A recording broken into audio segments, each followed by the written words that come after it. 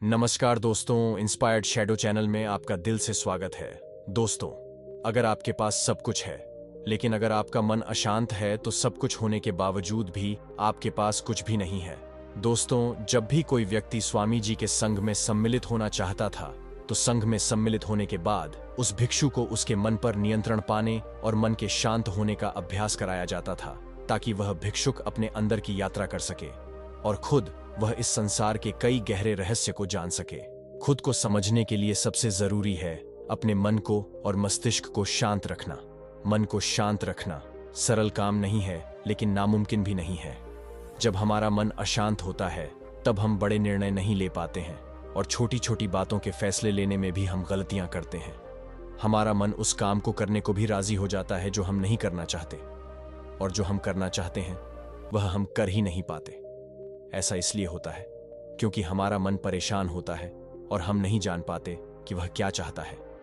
इसलिए जरूरी है कि हम अपने मन मस्तिष्क को शांत रखें और खुद को जानने की कोशिश करें कि हम क्या चाहते हैं और हमारे लिए क्या सही है और क्या गलत है। दोस्तों, एक कहानी के माध्यम से मन को शांत रखने का प्रयास करते हैं। दोस्तों, हिमालय की तलहटी से सटा एक गांव था जिसमें वीरभद्र नाम का एक नौजवान युवक रहता था। वह युवक हमेशा अपने अनियंत्रित विचारों और अशांत मन से हमेशा परेशान रहता था। उसके दिमाग में इतने नियंत्रित विचार चलते रहते कि वह ठीक ढंग से रात को सो भी नहीं पाता था। वह नींद से अचानक जाग जाता था क्योंकि उसके मन में हमेशा अशांति रहती थी, और कुछ विचार तो उसके इतने खतरनाक होते थे कि वे उसे नींद से जगा देते थे। वह डर जाता था उन विचारों से, क्योंकि जब भी वह अपनी आंखें बंद करता तो उसे कुछ भयावह और डरावनी चीजें दिखाई पड़ती थी, जिस वजह से वह अपनी आंखें खोल देता था।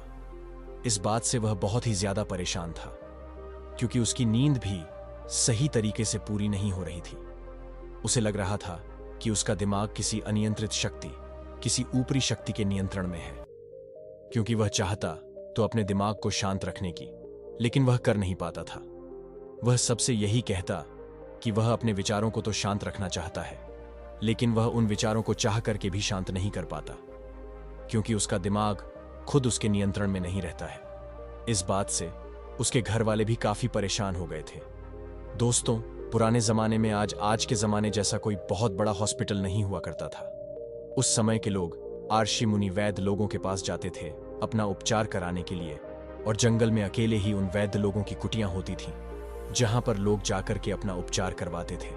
गांव के लोगों ने बताया कि वीरभद्र, तुम पास के जंगल में जो वैद्य रहते हैं, तुम उन्हीं के पास जाओ, वहीं तुम्हारा उपचार कर सकते हैं। पहले तो वीरभद्र लोगों की बातों को मानने से मना कर देता है, क्योंकि वह कहता है कि हमने बहुत से लोगों को दिखाया पर कोई फर्क नहीं पड़ा। लेकिन लोगों के बार बार कहने पर वीरभद्र मान जाता है। वह सोचता है कि चलो, बहुत जगह इलाज कराया पर कोई फर्क नहीं पड़ा, हो सकता है कि यहां दिखाने से कुछ फर्क पड़ जाए। इसी उम्मीद के साथ वह जंगल में उन वैद्य से मिलने पहुंच जाता है। वह वैद्य सिर्फ लोगों का उपचार ही नहीं करते थे, बल्कि वह एक बहुत ही बड़े तपस्वी व्यक्ति थे। जब वीरभद्र जंगल में उन वैद्य के आश्रम में पहुंच जाता है, तो वह उनको प्रणाम करके कहता है कि हे सन्यासी महाशय, मैं आपका बड़ा ही नाम सुना है आप लोगों का उपचार करने के साथ साथ एक बहुत बड़े तपस्वी भी हैं। वैद्य महाशय कहते हैं कि तुमने ठीक सुना है। तब वीरभद्र कहता है कि महाशय, मेरे दिमाग में तमाम तरह के विचार आते रहते हैं और वह मुझे बहुत ही ज्यादा परेशान करते रहते हैं। मैं उन विचारों से इतना परेशान हो जाता हूं कि मैं रात में ठीक तरीके से सो भी नहीं पाता। मैं जब भी अपनी आंखें बंद करता हूं तो हमारे दिमाग में तमाम तरह के विचार आते रहते हैं। कृपया करके कुछ उपाय बताइए ताकि मेरे दिमाग के अनियंत्रित विचार, जो मुझे बहुत ज्यादा परेशान करते रहते हैं, वह सब शांत हो जाएं। मेरा दिमाग अनियंत्रित विचारों से मुक्त हो जाए। इतना सुनते ही वैद्य महाशय उस युवक से कहते हैं कि बस इतनी सी बात है, तुम इस पेड़ पर उल्टा लटक जाओ। मैं जब तक तुम्हें उतरने को ना बोलूं, तब तक तुम्हें इस पेड़ पर ऐसे ही उल्टा लटके रहना है। वीरभद्र कहता है कि महाशय, यह कौन सा तरीका है? इससे तो मुझे बहुत दिक्कत हो जाएगी आपके पास। अगर कोई जड़ी बूटी है तो दीजिए, नहीं तो मैं यहां से जा रहा हूं। मैं यहां उपचार नहीं करवाने वाला। उल्टा पेड़ पर लटक, यह मुझसे नहीं होने वाला है। यह कहां का उपचार है? फिर वह वैद्य महाशय उस युवक से कहते हैं कि अगर तुम यह काम नहीं कर सकते तो तुम मेरी कुटिया से जा सकते हो। मैं तुम्हारा इलाज नहीं कर सकता, क्योंकि अगर तुम्हें अपने मन को शांत करना है तो मैं जैसा कहता हूं तुम्हें वैसा ही करना होगा। वीरभद्र वहां से जाने को तैयार हो जाता है। फिर वह रुक जाता है और वह सोचता है कि इस वैद्य में कुछ ना कुछ तो खास बात है। हो सकता है कि इसका उपचार करने का तरीका ही अलग हो, और सोचने लग जाता है कि चलो देख ही लेते हैं। अब उसे सही होना था, तो वह हर एक उपाय करने को तैयार था। वह वापस वैद्य के पास जाता है और कहता है कि ठीक है महाशय, आप जो कह रहे हैं मैं उसको करने के लिए तैयार हूं। वैद्य ने कहा कि तो ठीक है, जो तुम्हें वह पेड़ दिखाई पड़ रहा है तुम उस पेड़ पर जाकर के उल्टा लटक जाओ, और जब तक मैं ना कहूं तब तक तुम उस पेड़ पर से मत उतरना। जैसे ही वीरभद्र उस पेड़ पर लटकने के लिए तैयार हो जाता है, तभी वह वैद्य उसे रोक करके कहते हैं कि रुको वीरभद्र। वीरभद्र रुक जाता है। वीरभद्र कहता है कि महाशय, आपने तो इस पेड़ पर उल्टा लटकने को कहा है, फिर आप मुझे रोक क्यों रहे हैं? फिर वह वैद्य महाशय ने कहा कि हम तुम्हारे धैर्य की परीक्षा ले रहे थे। मैं यही तुम्हारे अंदर देख रहा था कि मैं जो तुमसे कहूंगा वह तुम काम करोगे कि नहीं। तुमने मेरी बात मान ली, इसका मतलब यह कि तुम्हें ठीक होना है।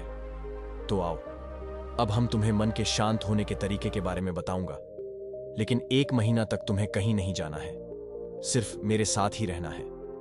वीरभद्र कहता है कि ठीक है महाशय, मैं आपके साथ इस कुटिया में रहने को तैयार हूं। वैद्य ने कहा कि कल सुबह नहा धो करके सूरज निकलने से पहले ही तुम मेरी कुटिया के सामने उपस्थित हो जाना। वीरभद्र अगले दिन वैसा ही करता है। वह रात को जल्दी सो जाता है और सुबह सही समय पर उठ करके स्नान करके वैद्य महाशय की कुटिया के सामने उपस्थित हो जाता है। वैद्य महाशय ने कहा कि वीरभद्र, अनियंत्रित मन हमें जीवन में नकारात्मकता की ओर ले जाता है। नियंत्रित मन हमें इस नकारात्मकता से बचाता है। मन को नियंत्रित करना कोई एक दिन का काम नहीं है। इसके लिए नियमित और व्यवस्थित साधना की आवश्यकता होती है। जब यह नियंत्रित हो जाता है तो अंदर से ऐसा महसूस होता है जैसे परमात्मा की प्राप्ति हो गई है। आपका शरीर एक हथियार है और इसे अधिक मजबूत बनाने पर विचार करना चाहिए। आप केवल अपने मन को और शरीर को मजबूत बनाने का विचार कीजिए। इससे आप जीवन के महासागर को पार करने में सक्षम होंगे। अपने आप में एक मजबूत विश्वास आपको धार्मिक बनाएगा। इससे आपको काफी खुशी का आभास होगा। वैद्य ने कहा कि मन को शांत रखने के 7 सूत्र होते हैं जो मैं तुम्हें बता रहा हूं। तुम एक एक करके उन सूत्र को समझना, और अगर तुम समझ गए तो तुम बिना दवा के भी अपने मन को शांत कर लोगे। वैद्य महाश ने कहा कि मन को शांत रखने का पहला उपाय है, जो हो रहा है उसे होने दो, जो बह रहा है उसे बहने दो। वैद्य महात्मा ने कहा कि वीरभद्र, कभी कभार कुछ चीजें हमारे अनुसार नहीं होती हैं और हम फिर उन चीजों को अपने हिसाब से करने के लिए अथक प्रयास करते हैं, लेकिन हम उस चीज में हारने लगते हैं। हमारे चाहने पर भी वह चीज हमारे हिसाब से नहीं होती है, और जब चीजें हमारे हिसाब से नहीं होती हैं तो जाहिर सी बात है कि हमारा मन अशांत ही रहेगा। अब जैसे मैं तुमसे कहूं कि इस समय गर्मी बहुत पड़ रही है, और अगर तुम चाहो कि ठंडी ठंडी हवा बहने लगे तो यह तो असंभव है, क्योंकि हमारे चाहने से इतनी जल्दी यहाँ जंगल में ठंडी हवा नहीं बह सकती है। ठंडी हवा तो यहाँ तब बहेगी जब यहाँ भौगोलिक परिवर्तन होगा, वातावरण में परिवर्तन होगा, तभी जाकर ठंडी हवा बहेगी। लेकिन अगर हम ये सोचें कि ठंडी हवा बहने लगे और हमारी गर्मी मिट जाए, तो ऐसा होना असंभव है। हमें यह काम करना चाहिए, खुद को मौसम के हिसाब से ढालना है, तभी तो हम इस गर्मी से बच सकते हैं। तो कई बार व्यक्ति के साथ भी ऐसा होता है कि वह चाहता तो है कि चीजें उसके हिसाब से हो, लेकिन चीजें उसके हिसाब से होती ही नहीं। तो ऐसे समय में व्यक्ति को खुद उसके हिसाब से खुद को ढालना चाहिए, क्योंकि अगर हम वातावरण के हिसाब से, परिवेश के हिसाब से खुद को नहीं ढालेंगे तो हम बहुत ही पीछे हो जाएंगे और हम हमेशा परेशान रहेंगे और हमारा मन कभी भी शांत नहीं रह पाएगा। इसलिए वातावरण को, प्रवेश को बदलने की कोशिश मत कीजिए। चुपचाप बैठ जाइए और मन को भटकने दीजिए। जहां वह जाना चाहता है उसे जाने दीजिए, बहते झरने की तरह उसे बहने दीजिए। आप अपने आप पर दृढ़ विश्वास रखिए कि आप अपने मन को सभी दिशाओं में देख रहे हैं। अगर आप उसे रोकने का प्रयास करेंगे तो मन बेचैन होने लगेगा। इसलिए शांति से बैठ जाइए और उसे बहते नदी की तरफ अपने मन को बहने दीजिए। वह जहां जा रहा है उसे जाने दीजिए। उसे रोकने का प्रयास मत कीजिए। धीरे धीरे जब विचार आपके दिमाग में बहने लगेंगे, तमाम विचार उठने लगेंगे। विचारों का सैलाब आपको परेशान भी कर सकता है, लेकिन ध्यान रहे कि आप उन किसी भी विचार पर विचार मत कीजिए। विचारों को आने दीजिए और उन्हें जाने दीजिए। और थोड़ी देर बाद आप अनुभव कर पाएंगे कि विचार आया और चला गया, फिर दूसरा विचार आया और वह भी चला गया। ऐसे करते करते कई सारे विचार आएंगे और वह बिना आपको परेशान किए हुए चले जाएंगे। और एक समय के बाद आप यह अनुभव कर पाएंगे कि अब आपके दिमाग में उतने विचार नहीं आ रहे हैं जितने कि पहले आते थे। अब आपका मन धीरे धीरे शांत होने लगा है। इस समय आप सभी सांसारिक मोहमाया या रिश्ते को त्याग दीजिए। कुछ समय बाद आप देखेंगे कि आपका मन शांत झील की तरह शांत हो रहा है। यह प्रक्रिया मन के भटकने की गति को धीमा कर देती है। प्रत्येक दिन इसकी साधना कीजिए और अपने आप को पहचानिए। समय के साथ आपका मन आपके नियंत्रण में होगा। ध्यान का अर्थ है कि आपने अपने मन पर काबू पा लिया है। ध्यान मन में आने वाली सभी विचार तरंगे और दुनिया भर की मोहमाया से निजात दिलाता है। इससे आपकी चेतना का विस्तार होता है। हर बार जब आप ध्यान करेंगे तो आप अपने विकास पथ पर अग्रसर होंगे। बाहरी और आंतरिक सभी इंद्रियां मनुष्य के नियंत्रण के अधीन होती हैं। कड़ी साधना के जरिए ही मनुष्य उस मुकाम को हासिल कर पाता है जहां वह प्रकृति के आदेशों व इंद्रियों के खिलाफ अपने मन को एकाग्रचित कर सकता है। वैद्य महाशय ने कहा कि मन को शांत रखने का दूसरा सूत्र है, अपने काम से काम रखो, किसी दूसरे के काम में टांग मत अड़ाओ। वैद्य महाशय ने कहा कि यह बात जितना सुनने में आसान लगती है उतना ही कठिन भी है। अगर तुम बेवजह दूसरों के कामों में दूसरों के बारे में सोचोगे तो तुम हमेशा परेशान रहोगे। तुम्हारा मन हमेशा ही अशांत रहेगा। इसलिए ज्यादा जरूरी है कि तुम अपने मन को शांत रखने के लिए खुद पर ध्यान दो और खुद के कामों को कैसे अच्छा किया जाए इसके बारे में सोचो। अगर तुम खुद के बारे में सोचोगे तो ही तुम आगे बढ़ पाओगे। लेकिन अगर दूसरों के बारे में, दूसरों की जिंदगी में क्या चल रहा है, इस बारे में अगर तुम जितना ज्यादा विचार करोगे तो तुम हमेशा परेशान रहोगे। तुम्हारा मन हमेशा ही अशांत रहेगा। इसलिए अगर तुम्हें अपने मन को शांत रखना है तो तुम्हें खुद पर ध्यान देना है। खुद को कैसे आगे बढ़ाया जाए इस पर ध्यान लगाना है। दूसरों के कामों में तुम्हें टांग नहीं अड़ा नहीं है। दूसरों की जिंदगी में क्या चल रहा है तुम्हें इससे मतलब नहीं रखना है। वैद्य महाशय ने कहा कि मन को शांत रखने का तीसरा उपाय है कि पहचान पाने की लालसा छोड़ दो। वैद्य महात्मा ने कहा कि अगर तुम्हें अपनी जिंदगी में सफल होना है, मन को शांत रखना है, तो तुम दूसरों से यह आशा मत रखो कि लोग तुम्हारा सम्मान करेंगे कि नहीं। जब तुम दूसरों से पहचान पाने की लालसा रखोगे तो यह उम्मीद तुम्हें बहुत दुख देगी, क्योंकि जब तक तुम खुद के लिए नहीं काम करोगे तब तक तुम्हें पहचान कहां से मिल सकती है लोगों का। क्या लोगों का तो काम ही है कि आपको नीचा दिखाना। वह कभी नहीं चाहेंगे कि तुम अपनी जिंदगी में आगे बढ़ पाओ। इसलिए वीरभद्र, अगर तुम्हें पहचान पानी है तो दूसरों से इसकी आशा मत रखो। वैद्य ने कहा कि वीरभद्र, मन को शांत रखने का चौथा तरीका है कि माफ करना और कुछ बातों को भूल जाना सीखो। वीरभद्र, कई बार होता है कि हम लोग कुछ बातों को भूल ही नहीं पाते। हम उन्हीं पुरानी बातों को सोच सोच करके परेशान होते रहते हैं। हम उन बातों को भूलना ही नहीं चाहते। किसी ने हमसे बीते समय में कुछ बातें कह दी हैं और हम उन बातों को अपने दिमाग में बैठा लिए हैं और उन बातों पर बार बार विचार करते रहते हैं। और जितना हम उन बातों पर विचार करते हैं हम उतना ही ज्यादा परेशान होने लगते हैं। इसे ऐसा समझो कि एक मीठा जाहिर होता है जो कि हमें अंदर ही अंदर मारता रहता है, लेकिन हमको इसका पता नहीं चल पाता है।